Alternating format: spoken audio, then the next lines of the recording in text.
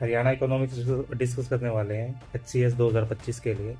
तो देखो गवर्नमेंट की इनिशिएटिव क्या है एग्रीकल्चर में, सबसे पहली चीज़ है क्या लाई गई यहाँ पे। तो सबसे पहले आपका क्रॉप इंश्योरेंस था। देखो जो आपकी रिस्क मैनेजमेंट चीज़ होती है ना एग्रीकल्चर में, मतलब कोई भरोसा नहीं है किस टाइम पे वेदर अनप्रडिक्ट हो जाता है, किस हिसाब से बारिश आती है, कैसे फसलें ख़राब होती है, इन सारी चीज़ों को ख़त्म करने के लिए गवर्नमेंट ने इंप्लीमेंट किया नेशनल एग्रीकल्चर इंश्योरेंस स्कीम, जो आपकी 2004 से शुरू हुई थी। हाई रिस्क क्रॉप्स है, जैसे आपको कॉटन हो गया, बाजरा हो गया, आपका मेज हो गया, अरहर होगी, तो ये कवर होते हैं खरीफ सीजन में। और आपका जो ग्राम है, बारले है, मस्टर्ड है, ये आपके रबी के सीजन में आते हैं इसी स्कीम में। प्रोविज़न है 10% सब्सिडी का, वो किया गया है इनके लिए स्मॉल एंड मार्जिन फार्मर्स के लिए। एक 50-50 शेयरिंग बेसिस पे सेंटर और स्टेट में काम किया पूरा।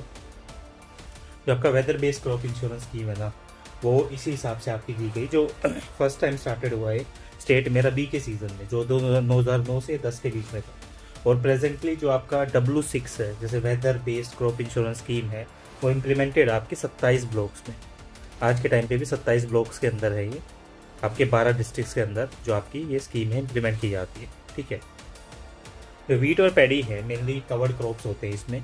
और जो स्कीम है आपकी अलग अलग आपके पैरामीटर्स के ऊपर बेस्ड है। जैसे आपका डेफिसिट रेनफॉल हो गया, रेनफॉल की कमी आ गई वो चीज़, एक्सेस रेनफॉल हो गया, ज़्यादा बारिश होगी, फसल खराब होगी उससे, आपके टेम्परेचर हो गए, ड्राई डेज हो गए, और आपके ईल्ड पैरामीटर्स हो गए, ये सारी चीज़ें इसमें देखी जाती है। अब modified national agriculture insurance scheme क्या है? देखो स्कीम है फर्स्ट टाइम स्टार्टेड हुई थी आपकी स्टेट में उसी टाइम पे ड्यूरिंग द खरीफ सीजन 2011 के टाइम पे, जो आपका पायलट बेसिस पे था करनाल और कैथल में।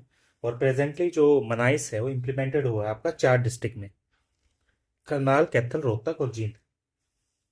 वीट और पैडी क्रॉप्स के लिए प्रोविजन है 40 से 75% सब्सिडी है, इन पे दी जाती है अलग अलग प्रीमियम स्लैब्स में, जो 2 से 15% के बीच यहाँ पे काम करते हैं। तो ये चीज़ इसमें देखी जाती है। ऑर्गेनिक फार्मिंग भी ऐसे ही होती है। 250 हेक्टेयर है ऑर्गेनिक फार्मिंग में, जो आपके डिस्ट्रिक्ट ऑफ पंचकूला, रोहतक, गुड़गांव और सिरसा में आपके दिए जाते हैं। और इन्हीं डिस्ट्रिक्ट में कुछ जो ग्रोवर्स है, किसान हैं, वो ऑर्गेनिक फार्मिंग करते हैं आपके कमर्शियल स्केल पे, और जो असिस्ट करते हैं प्रॉपर रजिस्ट्रेशन के बेसिस पे या सर्टिफिकेशन के बेसिस पे।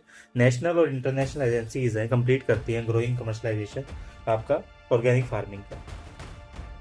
95 वर्मी कंपोस्ट यूनिट हैं जो आपकी कंस्ट्रक्टेड की गई हैं पंचकूला में, अम्बाड़ा में, यमुनानगर में, रोहतक में, गुड़गांव में, हिसार में, फतेहाबाद में। ये सारी चीज़ें वहीं से काम करती है। अब आपका राष्ट्रीय कृषि विकास योजना क्या है? ये स्टेट प्लान स्कीम है जो आपकी 100% फंडेड है सेंट्रल गवर्नमेंट से। और ये आपकी हाई लेवल ऑफ फ्लेक्सिबिलिटी देती है स्टेट्स को, जो फोकस करती है एग्रीकल्चर और अलाइड सेक्टर्स में। इंसेंटिव स्कीम है ये, और जो एलोकेशन है आपका कोई ऑटोमेटिक नहीं है इसमें। आर की भी एम्स करता है कि आपकी 4% जो एनुअल ग्रोथ है ना हर साल, इस चीज़ में आपकी की जाए, और जो अलाइड सेक्टर है इसके अंदर आपकी देखी जाए। आर के BY फोकस करता है आपके फूड स्टोरेज पे, वाटर कंजर्वेशन पे, और जो कवर करते हैं एरिया ऑफ क्रॉप हस्बेंड्री और हॉर्टिकल्चर एक्सेट्रा, जो यहाँ पे आपके देखे जाते हैं। अब क्रॉप का डाइवर्सिफिकेशन कैसे होगा?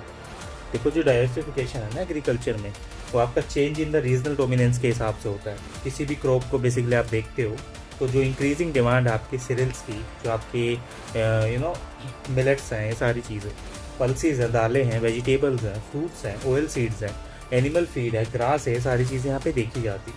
पर्पस क्या होता है? इम्प्रूव करना, जो डायनामिक बैलेंस होता है आपका सोयल की हेल्थ का और एग्रो फ्रेंडली सिस्टम्स का, ये सारी चीज़ें यहाँ पे ठीक करना। पर्पस देखो क्रॉप डाइवर्सिफिकेशन का ये भी है कि आप प्रमोट करो लेटेस्ट टेक्नोलॉजीज़ को जो सस्टेनेबल एग्रीकल्चर के हिसाब से आपकी काम कर रही हैं, और एनेबल करते हैं एक फार्मर को चूज करने के लिए अल्टरनेटिव क्रॉप्स, जो आपकी प्रोडक्टिविटी और इनकम ऑफ फार्मर्स को इंक्रीज करता है। उसी हिसाब से आपकी चीज़ें आती हैं। जो क्रॉप डाइवर्सिफिकेशन प्रोग्राम है, उसमें एरिया अंडर पैडी और शुगर केन आपका सिलेक्टेड होता है on the basis of more than 50,000 hectares.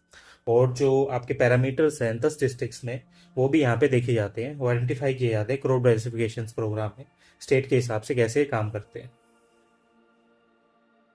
जो क्रॉप डाइवर्सिफिकेशन प्रोग्राम है उसमें देखो पैडी हो गया, शुगर केन हो गया, ये सिलेक्टेड किए जाते हैं इसके डिस्ट्रिक्ट्स को on the basis of more than 50,000 hectare आपकी जितने भी आपका प्रोडक्शन है।